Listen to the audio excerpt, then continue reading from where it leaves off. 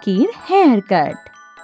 চিঙ্কি আর গাট্টু আরাম করে লিভিং রুমে বসে টিভি দেখছিল। চিঙ্কি, হয়ে গেছে, তুমি আর এখানে কতক্ষণ কার্টুন দেখবে? না না গাট্টু, আমি এখন এই কার্টুনটাই বসে বসে দেখব। তখনই সেখানে মা চলে আসে। চিঙ্কি, এটা কিন্তু খুব খারাপ কথা। চলো নিজের ভাইয়ের সাথে রিমোট শেয়ার করো। তোমাদের পরস্পরের সাথে শেয়ার করা উচিত। আচ্ছা মা, এই নে গাট্টু, এবার তুই দেখ। তখন বাবাও সেখানে চলে আসে। আরে, এরা শুধু তো তোমার কথাই শোনে, আমার কথা তো একদমই শোনে না এরা। তুমি বাপের বাড়িতে যাচ্ছ, কে জানে কি করে সামলাবো। কি মা, তুমি মামা বাড়ি যাচ্ছ? মা, আমাদেরও নিয়ে চলো না, আমারও দিদার কাছে যাওয়ার আছে। না বাবা, তোমাদের পরীক্ষা আছে না। এমনিতেও দিদার শরীর খুব একটা ভালো যাচ্ছে না, তাই দেখা করতে যাচ্ছি আমি। আচ্ছা মা, তুমি শান্তি মতো যেও আর দিদার খেয়াল রেখো। আচ্ছা মা, তাড়াতাড়ি চলে এসো। হ্যাঁ বাবা, খুব তাড়াতাড়ি চলে আসবো আমি। ওহো মা, আমার এক্ষুনি মনে পড়লো, তুমি তো আমার হেয়ার কাটিং করতে বলেছিলে, কিন্তু তুমি তো চলে যাবে, এখন কি করে হবে তাহলে? আরে বাবা, তুই চিন্তা করিস না, আমি এই গেলাম আর এই এলাম। আচ্ছা মা, তুমি তাড়াতাড়ি এসো, তারপর করে দিও, কিন্তু আমি তোমার হাতে কাটিং করাবো। পরের দিন মা মামা বাড়ি চলে যায় আর গাট্টু আর চিঙ্কি স্কুলে চলে যায়। বাচ্চারা, তোমরা কথা বলো না, আমাদের স্কুলে নতুন প্রিন্সিপাল এসেছেন। উনি আগে আর্মি স্কুলের প্রিন্সিপাল ছিলেন আর উনি ভীষণ স্ট্রিক্ট। উনি সব বাচ্চার ইউনিফর্ম আর হেয়ারস্টাইল চেকিং করবেন বলেছেন। সব বাচ্চারা এক এক করে নিজের চেকিং করায় আর কিছুক্ষণ পরে কিছু বাচ্চাদের আলাদা লাইনে দাঁড় করানো হয় আর চিঙ্কিকেও সেই লাইনে দাঁড় করানো হয়। কিছুক্ষণ পর সেখানে প্রিন্সিপাল ম্যাডাম আসেন। স্টুডেন্টস, তোমাদের কারোর ইউনিফর্ম সঠিক নয়, এই জন্য তোমাদের এখানে দাঁড় করানো হয়েছে। এখন থেকে সবার ইউনিফর্ম নিট অ্যান্ড ক্লিন হতে হবে আর তোমাদের চুলের লেন্থও একদম পারফেক্ট হতে হবে। মনে করে কালকের থেকে নিজেদের ইউনিফর্ম যেন সঠিক করে পরে আসবে, যাতে তোমরা স্কুলের রুলস ফলো করো। আর সেটা যদি না হয় তাহলে তোমরা পানিশমেন্ট পাবে। চিঙ্কি, আমি জানি তুমি কি কথা ভাবছো। দেখো, তোমার ইউনিফর্ম একদম পারফেক্ট আছে, কিন্তু তোমার হেয়ার স্টাইলে প্রবলেম আছে। তোমার চুল খুব বড় হয়ে গিয়েছে যে। আর স্কুলের রুল হিসাবে সব বাচ্চাদের নিজেদের চুলের লেন্থ এক সমান রাখতে হবে। তাই চিঙ্কি, তাড়াতাড়ি নিজের চুলের হেয়ার কাট করিয়ে নাও, যাতে তুমি পানিশমেন্ট না পাও। Okay ma'am. চিঙ্কি তারপর ক্লাসে চলে আসে, কিন্তু কারোর সাথে কথা বলে না, এমনকি ও গাট্টুর সাথেও কোনো কথা বলে না। তারপর স্কুলের ছুটির পর দুজনে ঘর চলে আসে। আরে বাচ্চারা, এসে গেছো তোমরা, চলো তাড়াতাড়ি কাপড় চেঞ্জ করো আর এসে যাও খেতে। না বাবা, আমার খিদে পাচ্ছে না, আমি আমার রুমে যাচ্ছি। কি হলো চিঙ্কি? আর এটা বলে ও নিজের রুমে চলে যায়। দেখো না বাবা, এ আজকে এমন বিহেভ করছে। তারপর গাট্টু বাবাকে সব কথা জানায়। আরে গাট্টু, এইটা তো খুবই চিন্তার ব্যাপার, কারণ ছোটবেলার থেকে এখনো অবধি চিঙ্কি শুধু মায়ের কাছে হেয়ার কাট করিয়েছে। এমনিতে তার চিন্তাটা সঠিক, যখন মা এখানে নেই তখন হেয়ার কাট কি করে হবে? বাবা, এতে কি এসে যায়?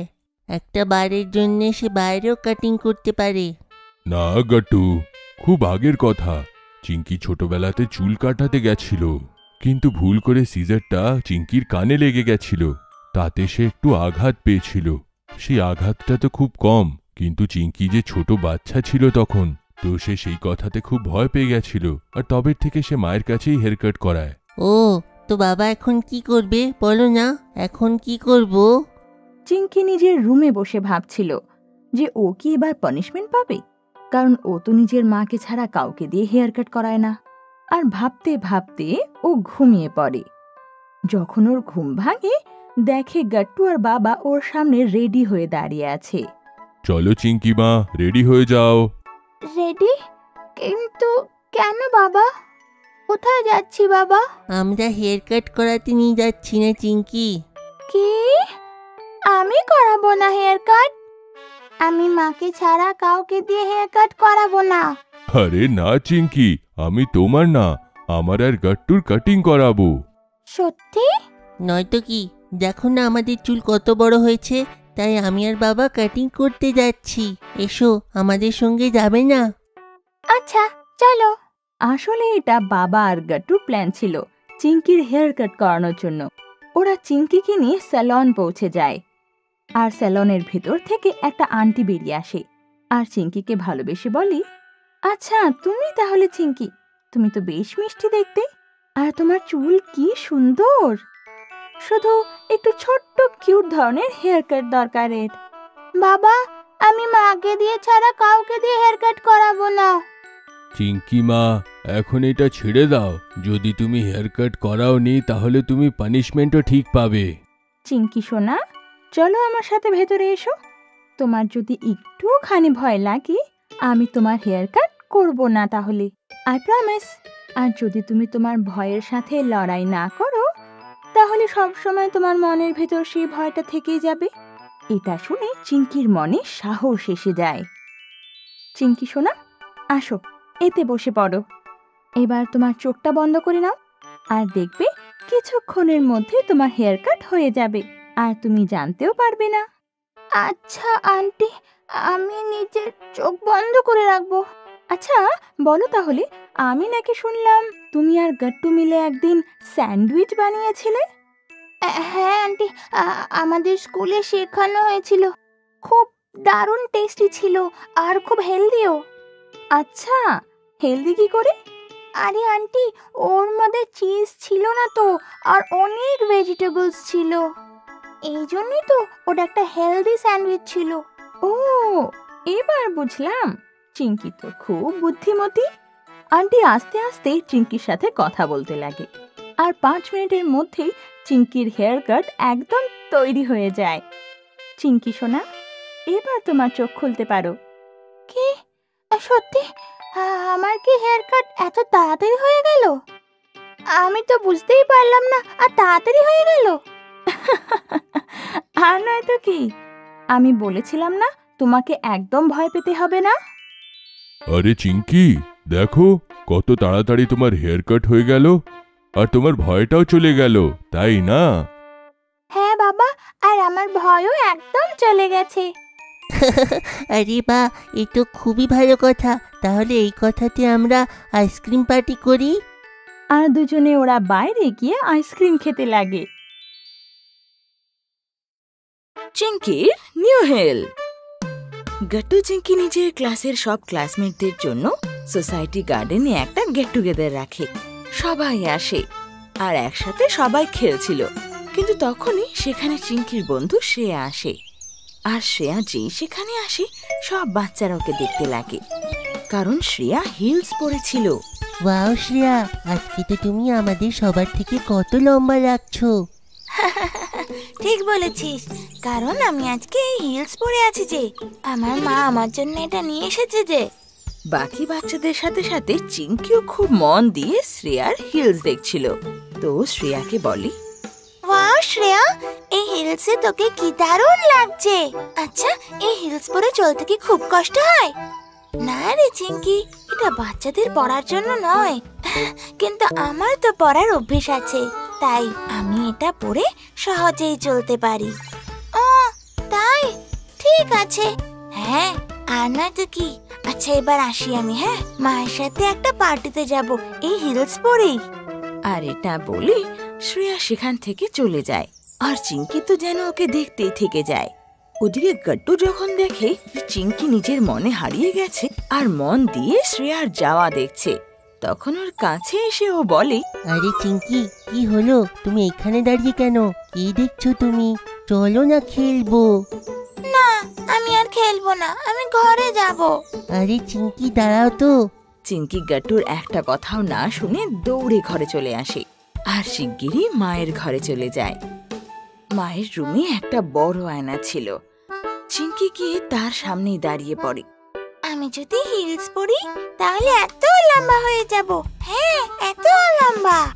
চিঙ্কি নিজের টো উঁচু করে আর সেভাবে চলার চেষ্টা করতে লাগে যেন হিলস পরে আছে। তখনই মা পেছন থেকে আসে আর চিঙ্কিকে এটা করতে দেখে ফেলে। আরে চিঙ্কি, তুই এটা কি করছিস? মা, মা, আমার না একটা হিলস চাই। কি হিল? হিলস? হ্যাঁ মা, আজ যখন শ্রেয়া গার্ডেনে এসেছিল কি দারুণ একটা হিলস পরেছিল, আর সেই হিলে শ্রেয়াকে দারুণ লাগছিল। আমারও ওরকম একটা চাই মা। কিন্তু মা, হিলসে চলা তো খুব কঠিন, ওতে পড়ে যেতে পারিস তুই, আর পড়ে গেলে যে খুব ব্যথা লাগবে তোর। না মা, আমি হিলসে চলার খুব প্র্যাকটিস করব যাতে না পড়ে যাই। কিন্তু প্লিজ প্লিজ আমাকে একটা হিলস কিনে দাও না। মা যখন তারপর দেখে যে চিঙ্কি জিদ করছে আর হিলস নেওয়া ছাড়া কোনো পথ নেই, তখন চিঙ্কিকে বলে, তাহলে একটা কাজ করি, এখনই মার্কেট চলে যাই। আমাকে এমনিও মার্কেটে যেতে হতো, এখন সেখানে গিয়ে একসাথে হিলসও দেখা হয়ে যাবে। কি সত্যি? ইয়ে, দারুণ! মা চিঙ্কিকে নিয়ে একটা স্টোরে যায় যেখানে বিভিন্ন ধরনের স্যান্ডেল, শুজ আর বুটস রাখা ছিল। চিঙ্কি নিচের জন্য হিলস পছন্দ করে।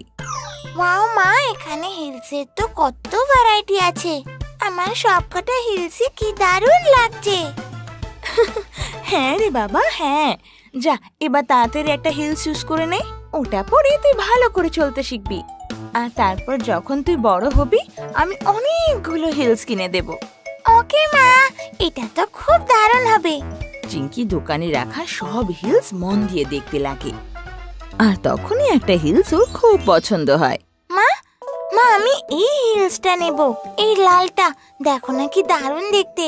হ্যাঁ, সুন্দর তো দেখতে, তবে মা এটা কিন্তু পয়েন্টেড হিলস, এতে চলা একদম সহজ নয়, আর এটা পরলে মনে রাখবি তোর পায়ে খুব ব্যথা হবে।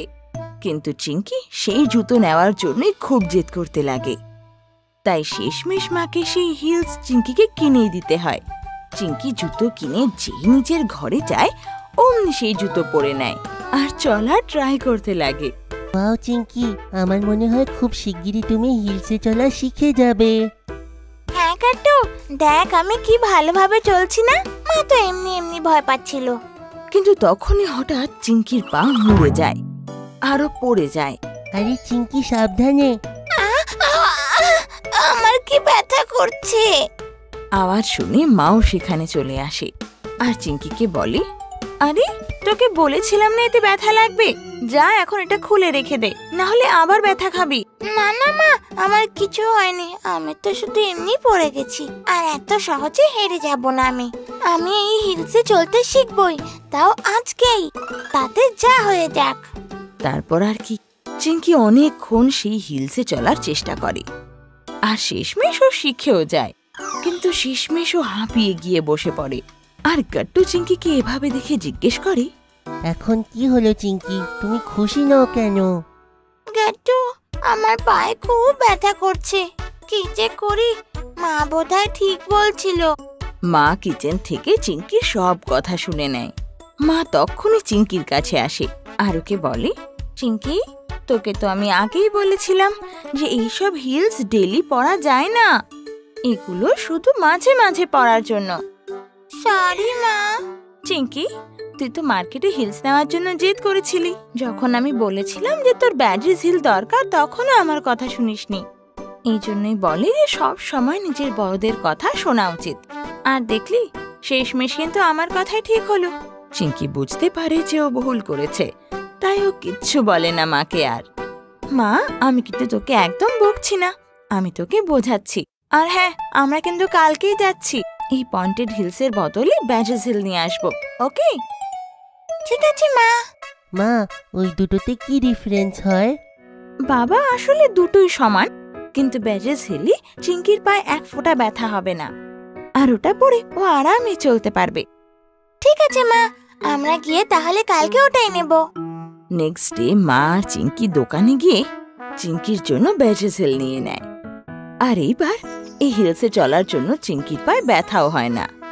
চিঙ্কি সেই নতুন হিলস পরে বন্ধুদের দেখাতেও যায়, আর সব বন্ধুরা ওর খুব প্রশংসা করে।